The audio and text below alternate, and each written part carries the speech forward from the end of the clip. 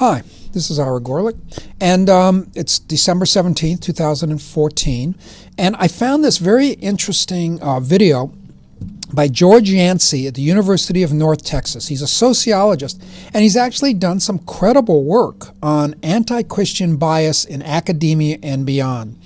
His assumption is that there is this anti-Christian bias, and he makes some significant research attempts to prove that. Let me point out, I'm going to play the whole thing right now. You're going to hear the whole thing. I'll comment on different videos, but it's 28 minutes, so I just wanted to play it by itself. But I did want you to take a look at one thing here that he talks about. When he gets to this chart here, you notice that he talks about the bias. A higher number is more bias. And he says, see, the evangelicals and fundamentalists, there is bias against them. But notice here, Catholic and Jew, right there, they're the same. They're low. So if he says there's an anti-Christian bias, well, last I looked, Catholic is a Christian. So it's not anti-Christian, but it may be anti-evangelical and anti-fundamentalist, because evangelical and fundamentalists scoff at science. They believe, and I'm going to point it out in other things, in the good word and God's word, and that God's word is what's important. So take a listen to it, and then look for some other videos from me on this later. Thank you all for showing up on your Friday. I know you have other things you could definitely be doing, like getting away to wherever you're going to go to for the weekend. But I definitely thank you all for showing up.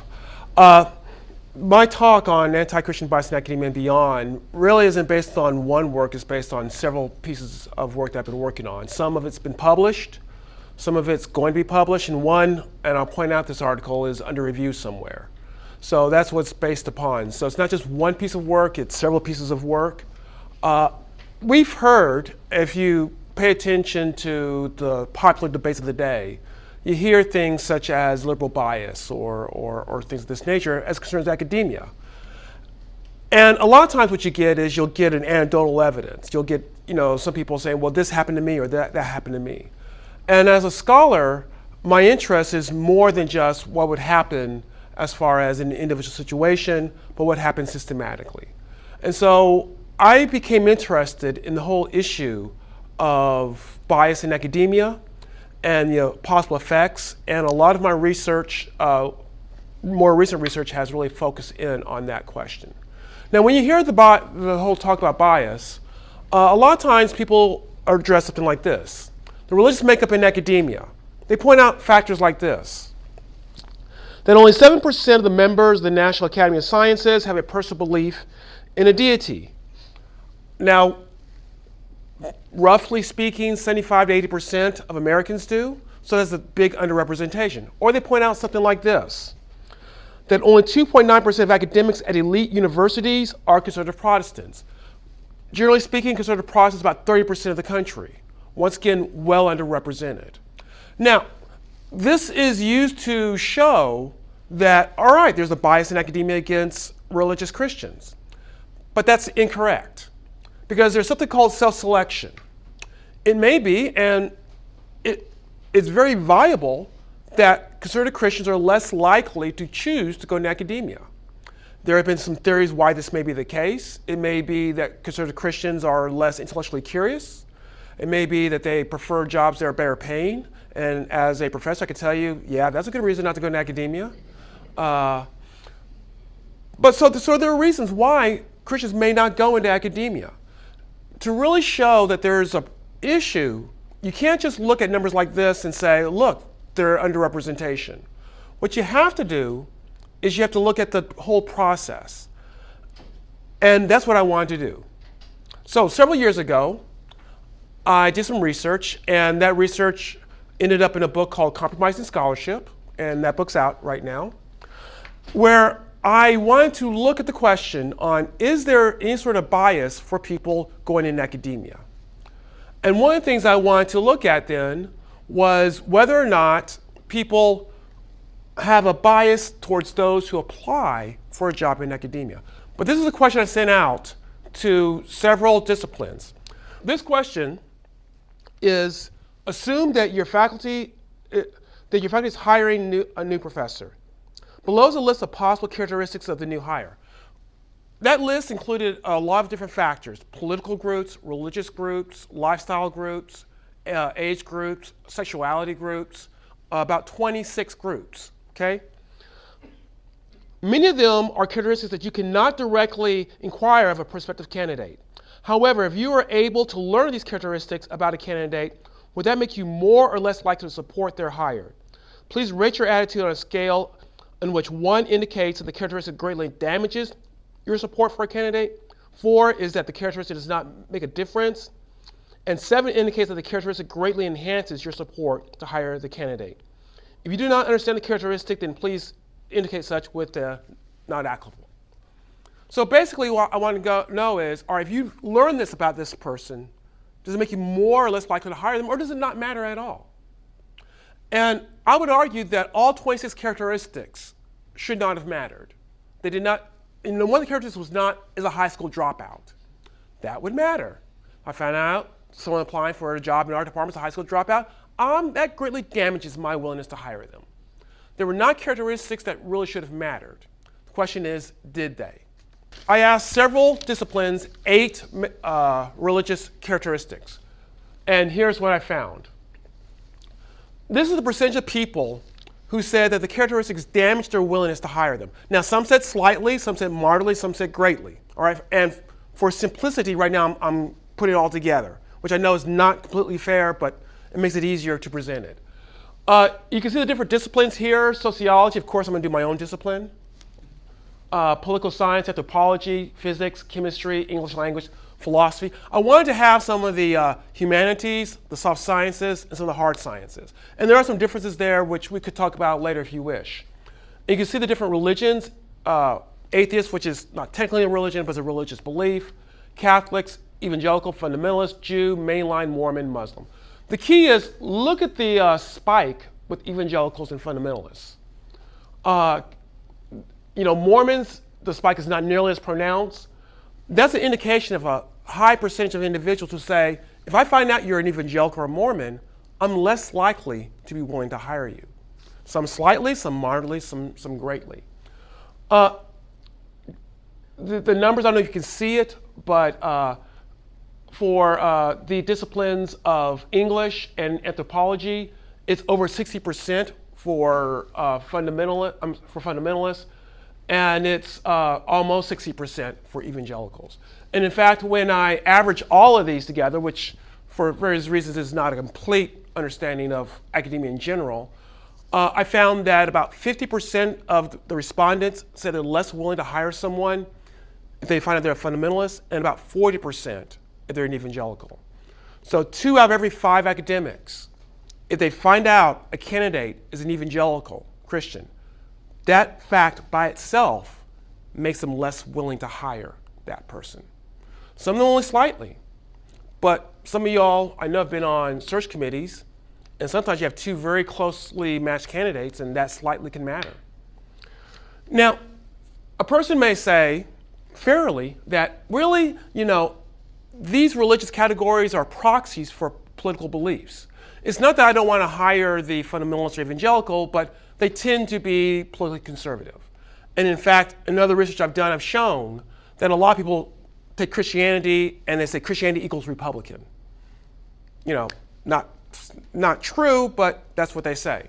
So I took out the 4 lowest scores of the religious groups, and I put in 4 political groups: Republican, NRA member, Democrat, ACLU member.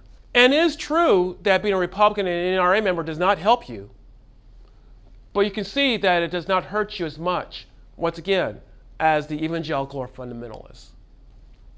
So my conclusion is that this is not merely a political bias.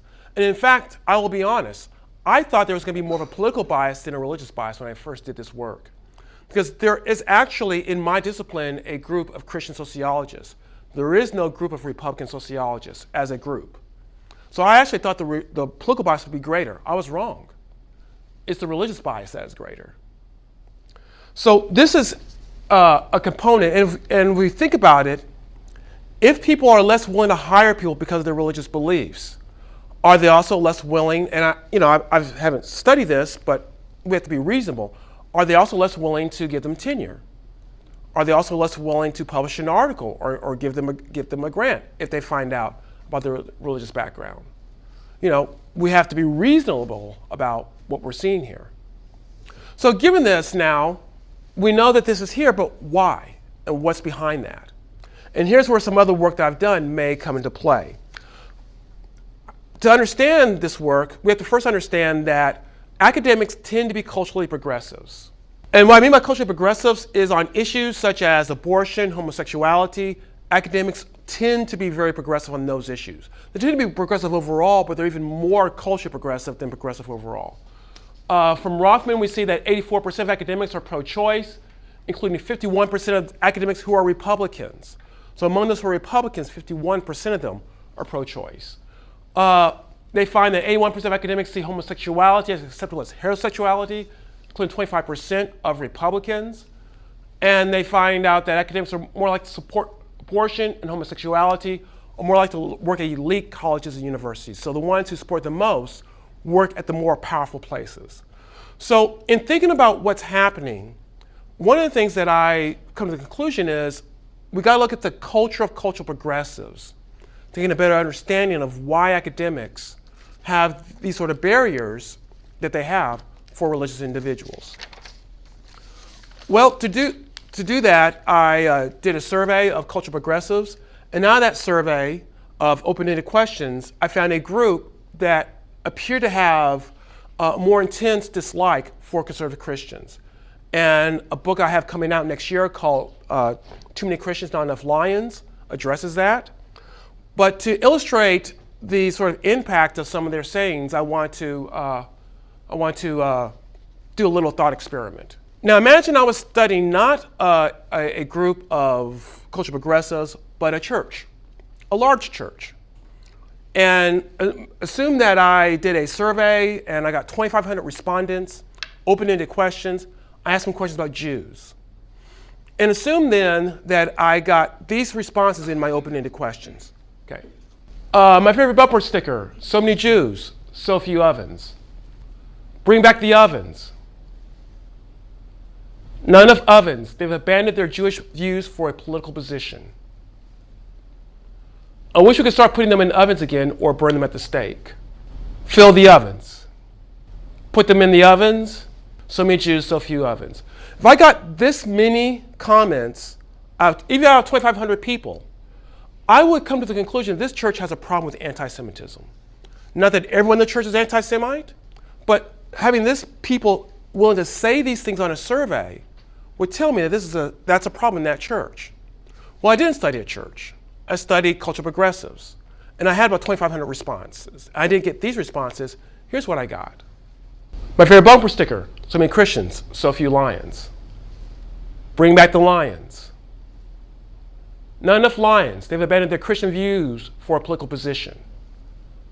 I wish you could start feeding them to lions again or burn them at the stake.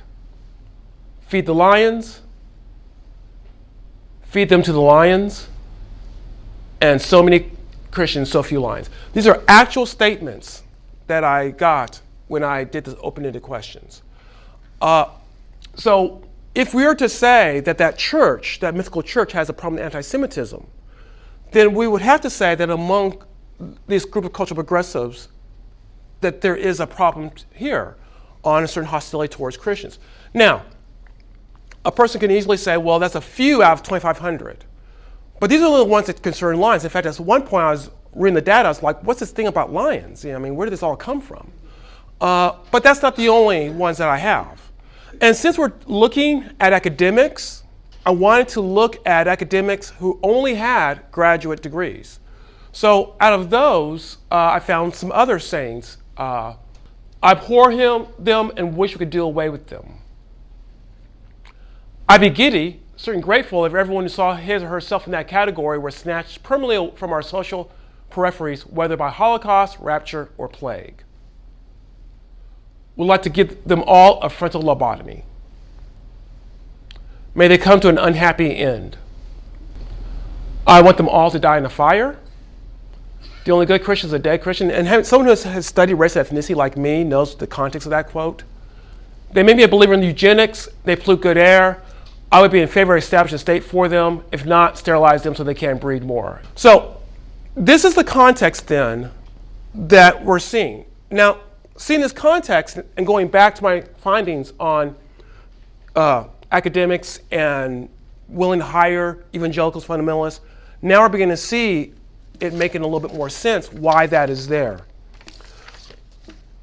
Last year, we took the data on just cultural progressives in general, and we had a book called What Motivates Cultural Progressives.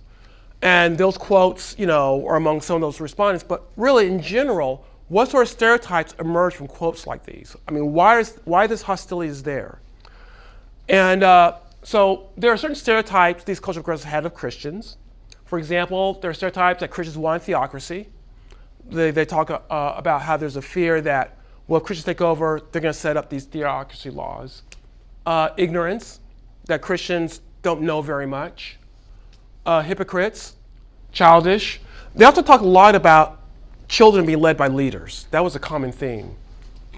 Backwards culture, talking about being brought back to the Dark Ages. Racist, sexist, homophobic. The isms, as you might want to call it. It was more the sexist and homophobic than the racist, but the racist was definitely there. Anti-science, and cannot critically think. Now, the last two, for the sake of time, I'll only look at the last two, because I think those are the most pertinent to explaining what we saw early in the book Compromising Scholarship. So, I once again went through the data and just picked out a few quotes to illustrate what I mean by anti-science. Its political involvement is damaging our body politic. Its narrow-mindedness and anti-science stance is damaging our educational systems. Anti-evidence, anti-science, and anti-rational approach to complex world and complex problems. And one more. This person says they're anti-science, anti-reason, anti-evolution, and often anti-common sense. They claim outmoded beliefs in spite of all evidence, scientific or otherwise. So this was a fairly common theme. Notice I'm sticking once again with people with graduate degrees because we're talking about academics. I don't know whether these people are in academia. I didn't ask them questions on where they worked. But we can see this is a common theme. This is a common stereotype that to be Christian is equated as being anti-science, anti-rational, anti-reasoning. And also critical thinking abilities. I tend to view them as uneducated people or those who don't have the capacity for critical thinking, perhaps driven by fear. They also feel a need for some sort of birthright, something they feel they've inherited. And then another one, this group does not make evidence-based decisions, so reasoning with them is typically not possible. The critical thinking skills are usually non-developed, so having any sort of discussion with them is often unproductive. I find myself biased against Christians. I think that they are dumb and find it very difficult to listen politely to Christian chatter. It annoys me. So basically, what we have is this image of Christians, at least these last two, anti-science, can't talk with them because they can't use reason, they can't engage in critical thinking. And if these are your stereotypes and you're on a search committee and you find out, of course you can't ask someone, but you find out someone is a conservative Protestant and this is how you think of conservative Protestants, probably gonna be less likely to hire them. And so this is part of the barriers that is there. So, does this matter? Does this matter in the way academics is done? Now, I'm a sociologist, and as such, I can speak more for the social sciences. I can't speak for the hard sciences. Maybe it matters in ways that are subtle, maybe it doesn't matter. I'm not certain. But I can say that I've seen research that I think is affected by this bias. Let me show you a little bit of the research that I think is affected by this bias and one of the implications of it. Christians and intelligence. One would think that given these sort of stereotypes that a person is going to find out, if you have those sort of biases, when you do research on intelligence and religion, that people who are religious are going to be less intelligent. And in fact, Lin et al. Finds that IQ tests possibly correlate with levels of atheism on a rational level. So the higher the levels of atheism, the higher the IQ tests. And Kazawa finds that Christians are less intelligent than atheists with research in the United States. And Altermeyer finds that Christians with high levels of right-wing authoritarianism tend to believe logical fallacies. One would expect these sort of findings. Now, are these findings accurate? Well, some of you probably remember, some of you look old enough, some of you maybe not quite old enough to remember the bell curve. That about 15, 20 years ago, there's a book that came out called The Bell Curve. And the bell curve basically, and I never read the book, so I'm going on what other people said, but there's a basic argument that the reason why African Americans and Hispanics weren't doing well was they weren't as intelligent.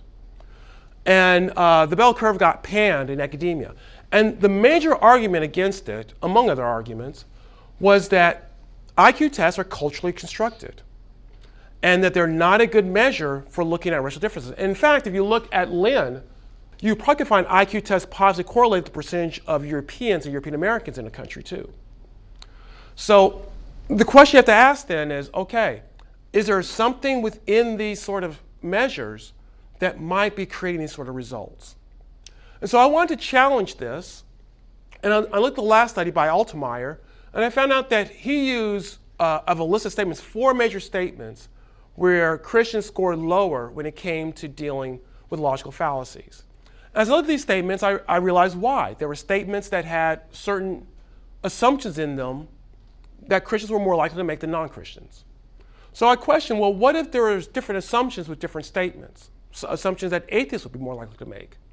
Would atheists do a better job? Because according to this research, they're more logical. So the way the statements are set up is, agree or disagree, 1 to 7 scale, and then you give the statements and then you mention how confident you are you agree or disagree. And basically, using logic, if alternatives are possible, you can't say you logically prove something. Now you can say that logically that I'm not halfway across the campus because that's not an alternative. I'm right here. I have all these witnesses. So if something happens, there's a murder across the campuses, you owe my alibi. Can you all say that, well, logically you drove from your house in Denton? No, because you don't know, and there may be an alternative. Maybe I came from Fort Worth, something like that. If there's a possibility, then you can't say you've proven it. Well, here's the statements that I used in the research that I did. And for the sake of time, I'll just go into them. So this first statement, just because there's many religions in the world have legends of a big flood does not prove the story of Noah, the Bible is true. That's true. There could be other reasons why those stories are there. Maybe the Noah account is only partially correct. Maybe there was a flood in certain parts of the world. There's alternatives to that, so that would be a true statement. That's the one that Altemeyer used. The second statement, the overwhelming evidence for evolution proves the Christian assertions about God creating the world are false. Well, that is not true, because evolution says how we've gotten here, but not why. Evolution does not prove that God does not direct evolution. Evolution is not an evidence that God did not create the world. I mean, think about it, evolution is about biological creatures, not about the world. So that is obviously a false statement. The fact that archaeologists have discovered a fallen wall on the site of ancient Jericho does not prove the story in the Bible about Joshua and the horns, and that is true. The wall could have fallen for many reasons. Someone had had allergies and they blew it down. Who knows? I mean, there's a lot of reasons why it could have fell. All right. Psychological and sociological explanations for why people believe in religion proves that worshiping God is driven by natural human needs instead of a supernatural deity. That is false. It's possible that us sociologists can explain worship and that there's a supernatural, or those explanations could be wrong. All right, we got a few more. The existence of tragedies such as the Holocaust proves that there's not a loving God that cares for us, and that is false. I mean, tragedies, the way that statement is written, it may be God's not powerful enough to prevent them, or, and those of you who dabble with theology know that there's the argument about human choice. To stop the Holocaust, God may have to actually take away our human choice. So that is a false statement. The accounts of many people who nearly died, who say they traveled through a dark tunnel towards an all-living being of light, proves that teaching of Christianity is true, and that is false. There may be a common physiological phenomenon. It may be of another religion. Once again, there's alternatives. I'm not saying that that's not true. I'm just saying there's alternatives. Therefore, that is not a true statement. All right. Research has suggested that people who pray for better health are not any healthier than those who do not pray at all. Other research shows that people who pray for financial assistance are not more likely to become wealthier than those who do not pray. Yet this does not prove there's no God who will answer prayers. And that is true. It may be God answers certain types of prayers or selectively answers prayers. So there are alternatives. And then finally, the fact that the Shroud of Turin was scientifically shown to have been made in the Middle Ages indicate it was a fake, not a miraculous impression made by God. And that would be true. The Shroud of Turin was made in the Middle Ages. Obviously, it was not back there in Jesus' time. Okay, so these were on my questionnaire. Go ahead. And the way I scored it is, anyone who did a 4, neither degree nor disagree, was marked wrong because all of them had answers. I only marked, I did this dichotomously for the chart you're going to see. Maybe you should argue, well, if you really know it, you should have the high score of 7 or low score of 1. But I only marked whether you got agree or disagree, so that makes it a little bit easier to understand.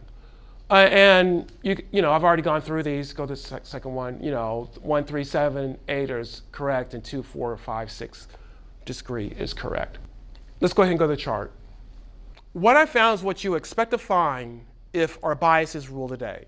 The first 4, you can see Christians are more likely to get correct. Those were the 4 that I created that had biases that favored Christians and did not favor atheists. The last 4 were the ones Altemeyer used. And sure enough, the atheists were more likely to get that one correct, those ones correct. What this suggests to me is when we use examinations for intelligence that are culturally constructed, if we don't take into consideration the cultural background, we're going to get false positives all the time. And this, given the context of the research and the context of the attitudes that I've demonstrated, this is why we have out there in the sciences today arguments that Christians are less intelligent than non-Christians. I don't have any evidence to show that they're not, but my assumption is, given on this research, this little research, which is under review right now, the chances are Christians are about as intelligent or non-intelligent as everyone else. I can't say that I've proven that, but I think that if we get studies that are balanced, that's what we are going to find. Okay, does this matter? This talks about anti-Christian attitudes in academia and beyond. I think it does matter. I think it matters in our larger society. A few years ago, I did some research where I documented animosity towards religious groups and documented towards Christians as well. And certain people are more likely to have that animosity. Whites actually are more likely to have animosity towards Christians. And this is interesting because if you look, we think of African Americans as being progressives, and they are. But most African American progressives still don't favor separation of church and state. Think about the tradition of African American progressivism, Martin Luther King and Nat Turner and people who are religious. And so whites are actually more likely to have animosity towards Christians than non-whites.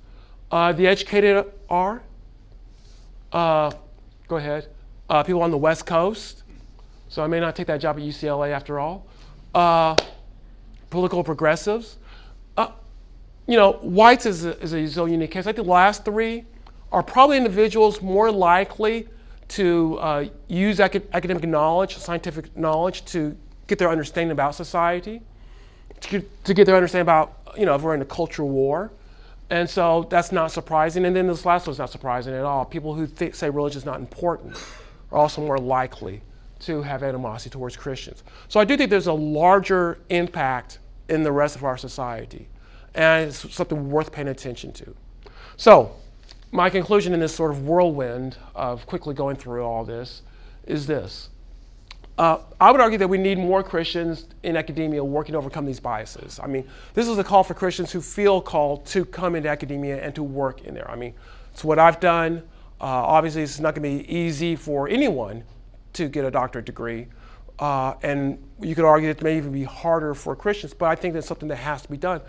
I think the more you have contact with people who are different from you, the more accepting you become. And I think there's a problem of acceptance, as I think my first few slides show. But Christians should not fool themselves into thinking that it's, that's going to be completely fair. It's not impossible, and never telling one you can't do it, but also be realistic. So that's what I conclude from this. Thank you for your time.